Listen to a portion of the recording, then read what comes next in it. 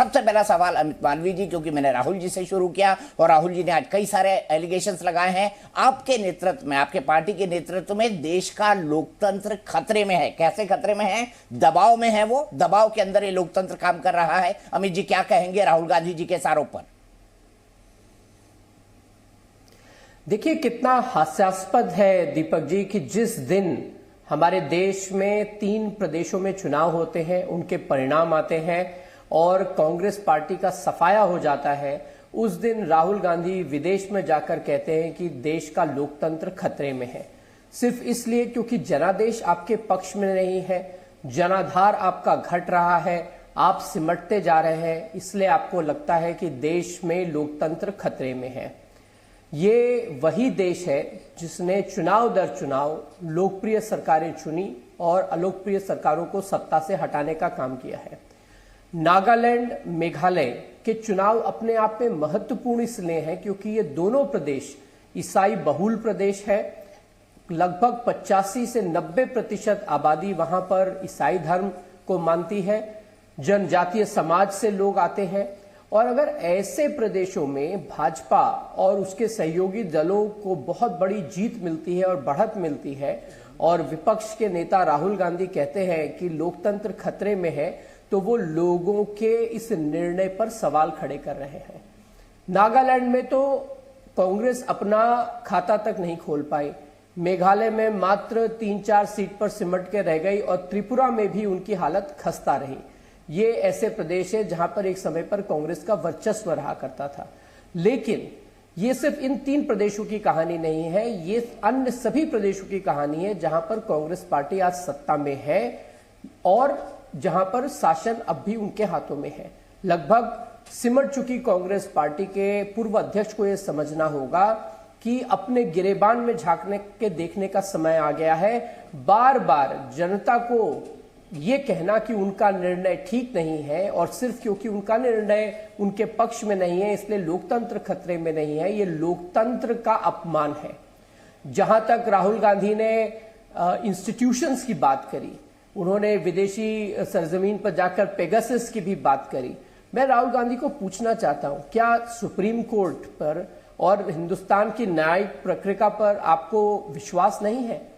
जब supreme court की बनाई हुई कमिटी ने पेगासस के पे लगाए गए जितने आरोप थे वो खारिज कर दिए, तब भी आप इस प्रकार के झूठ और मैं आऊंगा, पेगासस पे भी आऊंगा। अमित जी एक मुद्दा, पहले लोकतंत्र के खतरे पर बात कर लेते हैं। लोकतंत्र के खतरे की बात भी अगर दीपक जी करें तो जिस समय पूरे विश्व भर के 20 आला विदेश मंत्री हिंदुस्तान में है और हिंदुस्तान G20 की प्रेसिडेंसी कर रहा है, ऐसे वक्त में राहुल गांधी का विदेश में जाके कहना कि हिंदुस्तान का लोकतंत्र खतरे में है, उनकी मंशा को दर्शाता है। मैं सवाल पूछना चाहता हूं कि जब भारत में कुछ महत्वपूर्ण हो रहा होता है, उसके लोकतंत्र की साख बढ़ रही होती है, तभी राहुल गांधी इस प्रकार के बयान क्यों देते हैं? ठीक है, मैं यही सवाल रोहन जी से पूछता हूं। रोहन जी, आप सवाल का जवाब दीजिए जो आपसे अमित जी ने पूछा है कि जब कुछ बड़ा होता है, भारत की छवि विदेश में बढ़ती है, तब राहुल जी को ये लोकतंत्र के लिए खतरा क्यों नजर आता है? और दूसरा, क्या 3 राज्यों के मैंडेट का आप सम्मान नहीं करते? उसी लोकतंत्र ने कल 3 राज्यों में निष्पक्ष चुनाव कराए और ऐसे चुनाव करवाए जो बिना बम, बंदूक और गोली के, वो भी त्रिपुरा और नागालैंड जैसे इलाकों में जहां पर इंसर्जेंसी एक बहुत बड़ी समस्या हुआ करती थी। और त्रिपुरा में तो पॉलिटिकल वायलेंस आप खुद जानते हैं राहुल जी, राहुल जी भी जानते हैं त्रिपुरा की पॉलिटिकल वायलेंस पे। रोहन जी, मेरा सीधा सवाल आपसे ये है कि कैसे लगता है आपको और राहुल जी को कि लोकतंत्र खतरे में है?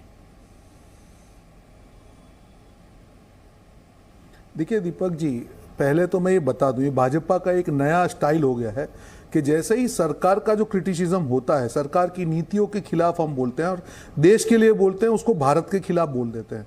भाजपा भारत नहीं है, भारत हम सब लोग हैं, जिसमें भाजपा भी है, कांग्रेस भी है, दीपक चौरसिया भी है, सारे मीडिया है, सब कुछ है, सब कुछ मिलके भारत है। और अगर भारत के साथ या उसके संविधान के साथ या उसके लोकतंत्र के साथ खिलवाड़ करने का कोई भी प्रयास करेगा तो कांग्रेस की जिम्मेदारी है, क्योंकि कांग्रेस की जिम्मेदारी आजादी से पहले भी रही है और बाद में भी रही है, उसका विरोध करेंगे। मुझे बताइए दीपक जी, क्या किसी सरकार का जो लोकतंत्र पे अतिक्रमण होता है उसके बारे में आवाज उठाना या बोलना क्या गुनाह हो गया? ये देश का अपमान नहीं है। हर बार ये पुरानी जो स्ट्रेटेजी है, बीजेपी को समझना पड़ेगा कि देश समझ चुका है। मैं उसके एग्जांपल्स आपको दे रहा हूं काफी। मैं नोटबंदी से शुरुआत कर रहा हूं।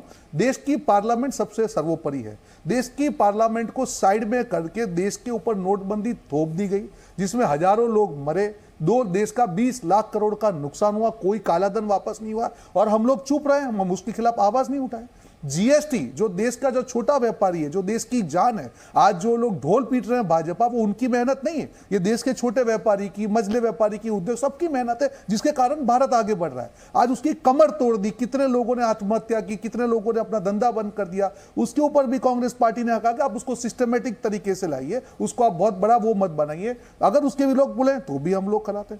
चीन की हम बात करें, कोई गुस्सा नहीं है। ये बयान हमारा नहीं था दीपक जी, हर रोज डिटेल्स आ रही है कि डेप्सांग में आज भी चीन घुसा हुआ है, 2000 स्क्वायर किलोमीटर पे उसका कब्जा है, 20 जवान हमारे शहीद हो गए, तो भी कोई कुछ नहीं बोल सकता है। जो भी उनके खिलाफ बोले वो उनका दुश्मन हो जाता है। हम अर्थतंत्र की बात करें तो हम दुश्मन है। मैं आपको एक चीज दीपक जी, बहुत बड़ी चीज याद दिलाना चाहूंगा। जब काले कानून पास किए गए पार्लियामेंट में, तब हमारे सांसदों ने विरोध किया, राज्यसभा में बैठे, तब उनके हमारे जो सांसद थे उनको वहां से हटाया गया, निष्कासित किया गया। क्यों? हमने आवाज उठाई कि चर्चा के बिना अपने काले कानून देश के ऊपर क्यों थोप दिए। उसके बाद 1000 से ज्यादा जो हमारे किसान हैं वो मर जाते हैं ठंड में। मेरा एक छोटा सा उसके बाद जब पंजाब का आपने नोटबंदी और जीएसटी की बात की, सुनिए मेरी बात एक मिनट। आपने नोटबंदी और जीएसटी की बात करी, आप सब मुद्दों को मिला रहे हैं, इससे लोकतंत्र को खतरा। नोटबंदी और जीएसटी, इसके बाद 2019 के लोकसभा चुनाव हो गए, मोदी जी और ज्यादा सीटों के साथ जीत गए। तो ये तो जनता का मैंडेट है ना, यही तो लोकतंत्र है। मैं वही बता रहा हूं, जीएसटी को तो एक्सेप्ट कर लिया देश की जनता ने वोट के माध्यम से।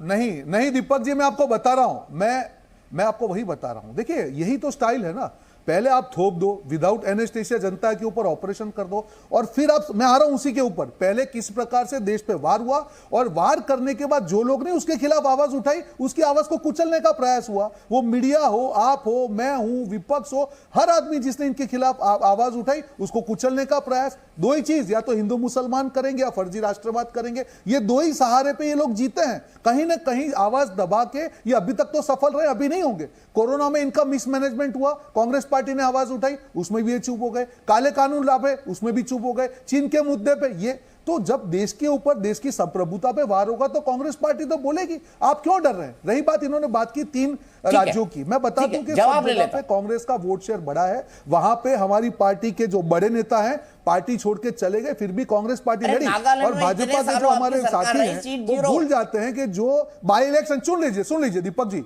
30 सेकंड, भाजपा के साथी मेरे भूल जाते हैं जो बाय इलेक्शन महाराष्ट्र में हुए, 33 साल के जो उस पर इनका जो भाजपा का कमल था वो क्यों मुरझा गया?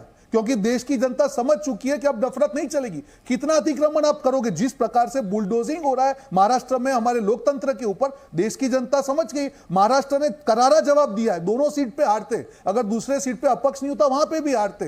क्यों हो रहा है ये सब? उनको समझना पड़ेगा कि आप कितना भी अतिक्रमण करो, पर हर चीज की एक लिमिट आती है। शॉर्ट टर्म में आपको लगेगा कि आप